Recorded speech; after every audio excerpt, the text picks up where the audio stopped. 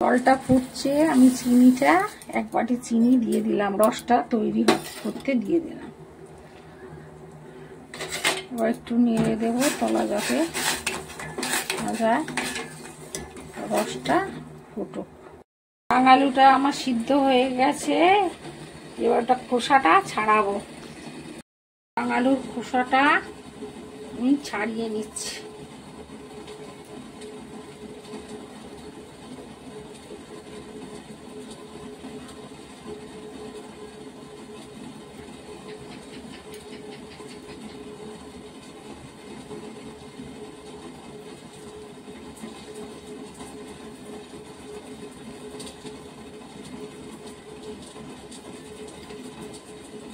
খোসাটা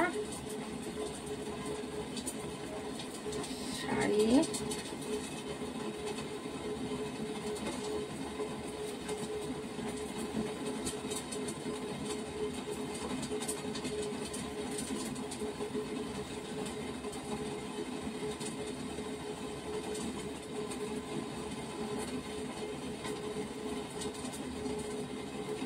খোসাটা ছাড়ানো হয়ে গেছে আলুর।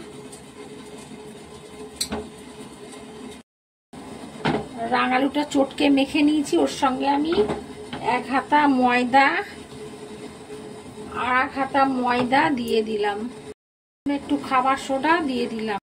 ভালোভাবে ময়দার সঙ্গে চটকে মেখে নিতে হবে।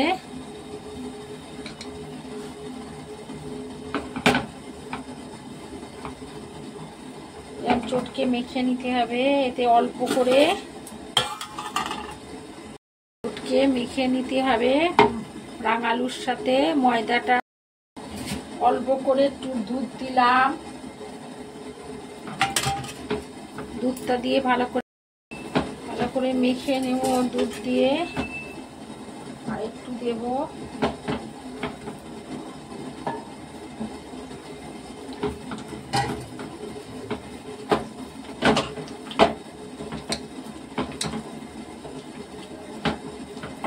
আর একটু পাতলা করব।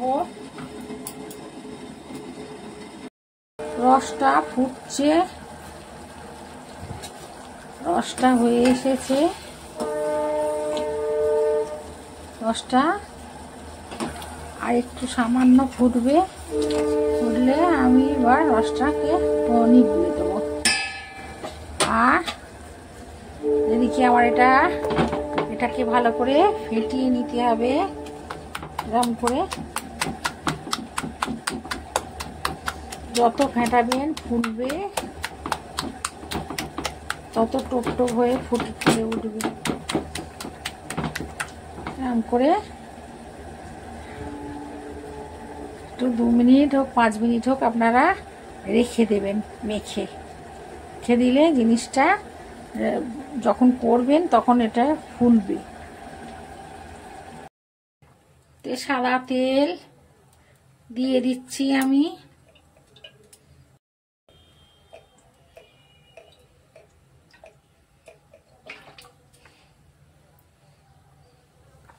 একটু বেশি করে যাতে ডুবো মতো হয়,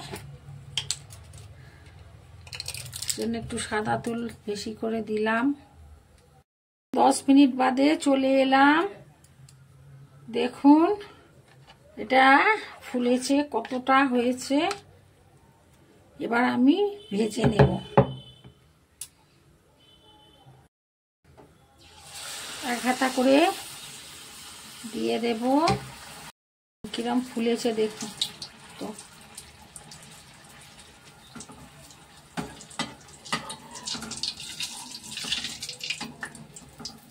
এবার এটাকে আমি রসে দেব, রসে দিয়ে দিলাম। দিলাম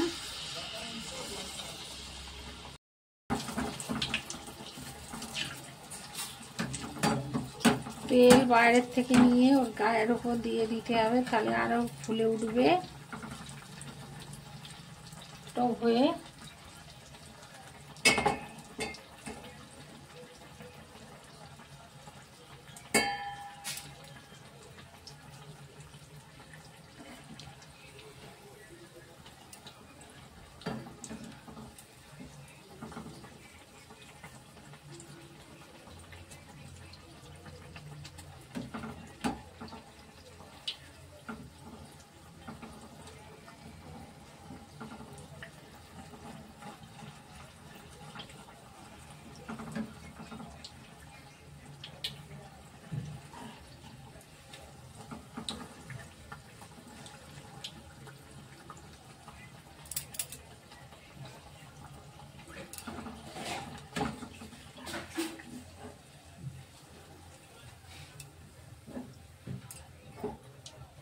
রসে দিয়ে দিলাম।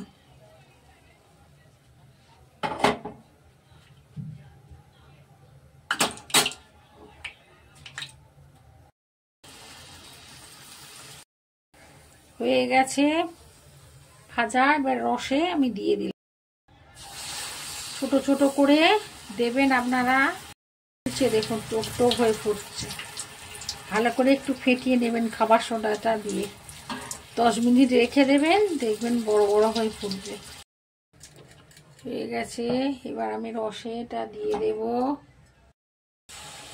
এইভাবে প্রত্যেকটা আমি ভেজে নেব। রাঙালুর মালপোয়াগুলো হয়ে গেছে। ভালো লাগলে চ্যানেলটাকে লাইক সাবস্ক্রাইব করবেন। মালপোয়াটা হয়ে গেছে, লাগলো জানাবেন।